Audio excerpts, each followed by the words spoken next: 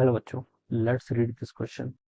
So this question says the value of f at which no friction will act on the block, uh, act on block on inclined plane is all right. आपको क्या बतानी है? Value of F बतानी है कि ठीक है, value of F यहाँ पर बतानी है कि जिससे कोई भी आपका फ्रिक्शन का फोर्स ना लगे। ठीक है, तो चलिए देखिए इस क्वेश्चन को स्टार्ट करते हैं। So we can write down the key concept of this question. तो देखिए बच्चों, इस क्वेश्चन का की कॉन्सेप्ट ऑफ फ्रिक्शन लिख लीजिए। क्या लिख लीजिए? फ्रिक्शन लिख लीजिए।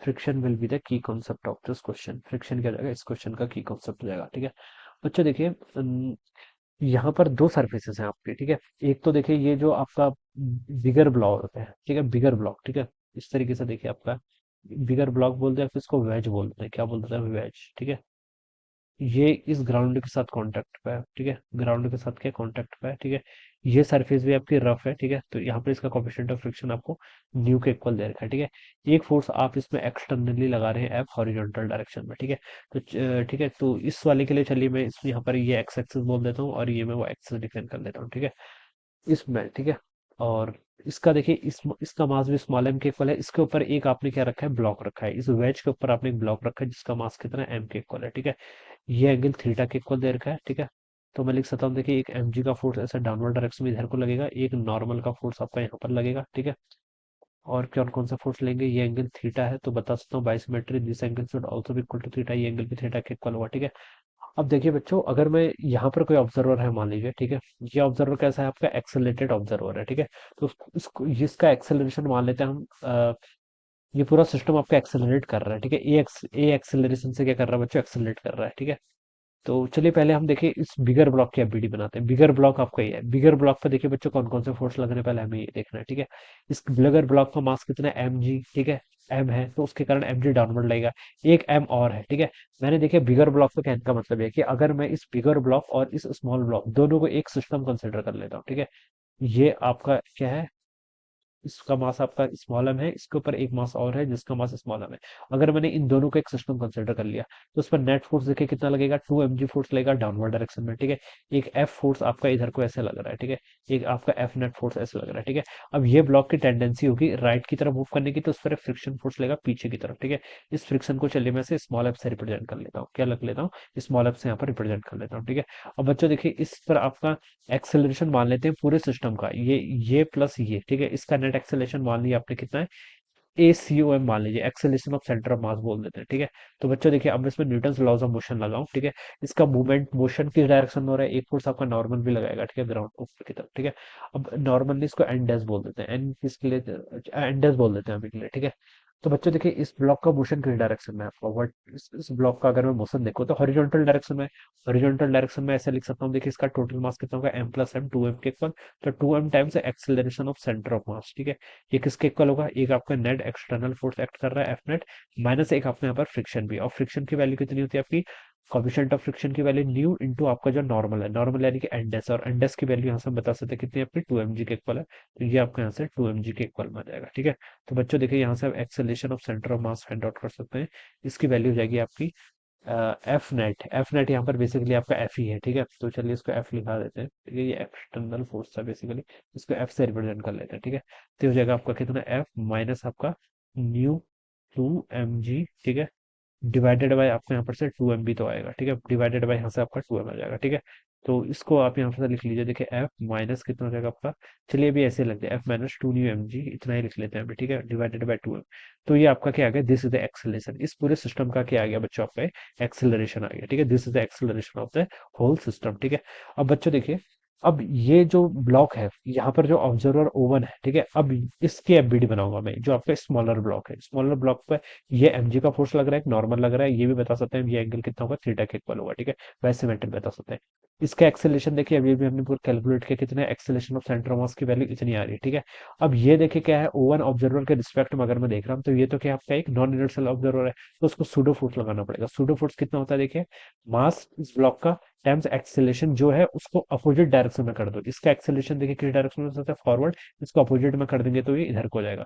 तो ये आपका क्या हो जाएगा बच्चों? यहाँ से सूडो फोर्स आएगा। This will be the direction of our pseudo force. ठीक है, तो इसको आप क्या लिख लीजिए? इसका मास सॉरी एम के इक्वल है और ये acceleration of centre of mass होगा, ठीक है।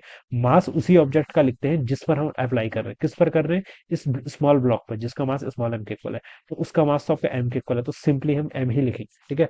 अगर मैं पूरे सिस्टम पर बोलता तो फिर एम प्लस एम 2m लिखते हैं आप, लेकिन मैं इस स्मॉल ब्लॉक की एफबीडी बना रहा हूँ अभी, तो मैं इसी पर फोर्स लगाऊंगा, ठीक है। तो ये एंगल थीटा है, तो बच्चों देखिए मैं बता सकता हूँ कि ये एंगल आपका कितना हो जाएगा, 90 माइनस थीटा के इक्वल हो जाएगा, ठीक है। एम जी के देखिए यहाँ पे दो कंपोनेंट हो जाएंगे, फिर एम जी के क्या हो जाएंगे, यहाँ पर आपके दो कंपोनेंट हो जाएंगे। ऑलराइट, ठीक है। तो यहाँ पर देखिए बच्चों, इसका जो यहाँ पर मैं एक्सेस ऐसे डिफाइन कर देता हूँ, ठीक है। This is our axis, alright. ये आपका एक्सेस मान लेते हैं, इसको एक्स बोल देते हैं, इसको वाई बोल देते हैं, ठीक है। और बच्चों देखिए एम जी का एक कंपोनेंट इस डायरेक्शन में आएगा, ठीक है, इसको मैं क्या बोलूंगा, आपका एम जी का कॉस थीटा, ठीक है। और एक कंपोनेंट एम जी का इस डायरेक्शन में आएगा प्लस एक्स के अलाउंग, इसको मैं क्या बोलूंगा यहाँ से, एम जी का साइन थीटा हो जाएगा, ठीक है। ये दो कंपोनेंट तो आपके बच्चों के आगे यहाँ से एम जी के आगे, ठीक है। एक्सेलरेशन हमने ये बोल रखा था, तो इस एक्सेलेरेशन के दो कंपोनेंट आएंगे, एक एम ए का एम ए नॉट का cos theta, cos 90 minus theta sine theta इस तरफ हो जाएगा, एक कंपोनेंट आपका इस तरफ हो जाएगा, जिसमें क्या बोलूंगा आपका M acceleration of centre of mass का कॉस 90 माइनस थीटा था ना ये, ठीक है। कॉस 90 माइनस थीटा तो ये होगा, ये साइन थीटा तो ये आपका कॉस थीटा के इक्वल हो जाएगा, इस डायरेक्शन में जो कंपोनेंट आएगा, ठीक है। और दूसरा कंपोनेंट आपका देखिए किस डायरेक्शन में आ रहा है, एम ए नॉट का, एक तो इधर को आएगा, ठीक है, और एक कंपोनेंट आपका इसी डायरेक्शन की तरफ आएगा, ठीक है। जिसे मैं क्या लिख सकता हूँ यहाँ पर, M A C O M centre of mass acceleration का कितना, कॉस 90 माइनस थीटा, जिसको हम यहाँ पर से साइन थीटा लिख सकते हैं, ऑलराइट। अब ये हमने यहाँ पर से क्या कर लिया, इसके कंपोनेंट कर लिए, ठीक है। अब बच्चों देखिए यहाँ पर से हम क्या लिख सकते हैं, कंपोनेंट को अगर रिवाइज करूँ तो देखिए बच्चों, एक्स एक्सिस के अलोंग एक एम जी साइन थीटा लग रहा है, ठीक है। इस ओवन ऑब्जर्वर के रिस्पेक्ट में तो देखिए बच्चों, ये क्या है आपका, ओवन ऑब्जर्वर के रिस्पेक्ट में देखा जाए तो एम जी साइन थीटा, ठीक है, नीचे क्या लग रहा है, डाउनवर्ड डायरेक्शन में लग रहा है, और M A C cos theta क्या लग रहा है आपका, अपवर्ड डायरेक्शन में लग रहा है। तो वन तो आपका एक्सेलेटेड ऑब्जर्वर है, इसके रिस्पेक्ट में तो रेस्ट पर रहेगा ये, ठीक है। तो हम लिख सकते हैं, देखिए यहाँ पर आपका एम जी का साइन थीटा, ठीक है, ये किसके इक्वल होना चाहिए, it should be equal to M acceleration of centre of mass times कितना आपका कॉस थीटा। ये कंपोनेंट आपका इक्वल आना चाहिए, जिसको चलिए मैंने इक्वेशन नंबर आपका 1 बोल दिया, ठीक है। एक कंपोनेंट, एक इक्वेशन मैंने इक्वेशन ऑफ मोशन किस डायरेक्शन में लगा दी, अलोंग द एनक्लाइन, एनक्लाइन के अलोंग की डायरेक्शन में, ठीक है। अब एक परपेंडिकुलर टू द एनक्लाइन भी मैं कंडीशन लगाऊंगा, ठीक है। परपेंडिकुलर टू द एनक्लाइन देखिए आपकी कौन कौन सी इक्वेशन आएगी। परपेंडिकुलर टू द एनक्लाइन अगर मैं यहाँ पर से लगाऊं, परपेंडिकुलर टू एनक्लाइन देखिए, एक तो आपको यहाँ पर ये नॉर्मल, एक तो देखिए आपको यहाँ पर क्या लग रहा है, ये नॉर्मल लग रहा है, ठीक है। और दूसरा देखिए यहाँ पर क्या लग रहा है, एक आपका एम जी का कॉस थीटा लग रहा है, क्या लग रहा है आपका, एम जी का कॉस थीटा, ठीक है। और एक कंपोनेंट आपका ये लग रहा है, देखिए हमें तो यहाँ पर सिर्फ एफ निकालने को बोला गया ना, तो एफ तो बच्चों देखिए आपका इसी से आ जाएगा, ठीक है, हाँ इसी से आ जाएगा, ठीक है। तो दूसरी इक्वेशन लिखने की भी जरूरत नहीं है, एम जी साइन थीटा देखिए यहाँ से कितना हो जाएगा आपका एम, ठीक है। ए सी को आप यहाँ पर से एक्सेलेरेशन सेंटर मास आप यहाँ पर से पुट कर लीजिए, देखिए एफ माइनस कितना आपका 2 mu M G divided by कितना हो जाएगा आपका 2m टाइम्स कितना हो जाएगा यहाँ से आपका cos थीटा, ये वैल्यू हो जाएगी, ठीक है। m से बच्चों देखिए एक आपका यहाँ पर m ये कैंसिल हो गया, ठीक है, हाँ।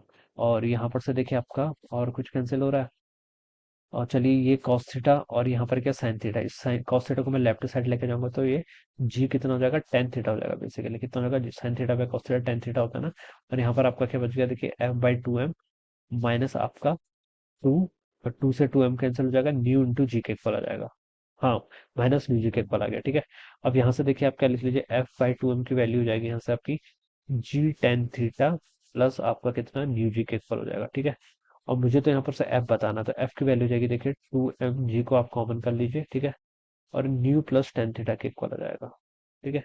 ये हो जाएगा 2m जी टाइम्स आपका कितना, न्यू प्लस टेन थीटा। तो ये ऑप्शन में देखिए गिवन है कि 2 mu M G plus 2 mu M G plus 2 mg tan theta, ये तो बी ऑप्शन में गिवन है, ठीक है। इसको देखिए अगर मैं ओपन करूँ यहाँ से तो ये इतना ही तो आ रहा है, 2 न्यू एम जी प्लस आपका कितना 2 mg tan थीटा। तो ये इसका राइट आंसर हो जाएगा, alright. This would be the answer, जो कि बी ऑप्शन में गिवन है। तो इस तरीके से बच्चों हम क्या करेंगे, इस क्वेश्चन को यहाँ पर सॉल्व करेंगे, ऑलराइट। आपको बस क्या आनी चाहिए, न्यूटन लॉज ऑफ मोशन लगानी आनी चाहिए, ठीक है, दैट इज द कॉन्सेप्ट। पर एक बार आपको यहाँ पर क्या लगाना पड़ेगा, एक्सेलरेटेड फ्रेम है तो यहाँ पर ओवन भी लगा सकते हैं, या ये तो मैंने इस ओवन के रिस्पेक्ट में किया, अगर कोई ऑब्जर्व ग्राउंड में होता तब आपको यहाँ पर ये सूडो फोर्स लगाने की भी जरूरत नहीं थी, आप सिंपली इसको सॉल्व कर सकते हैं, ठीक है। वो आपके फ्रेम ऑफ रेफरेंस या फिर ऑब्जर्वर पर डिपेंड करता है। So I hope you are understood this concept, all the best and thank you so much.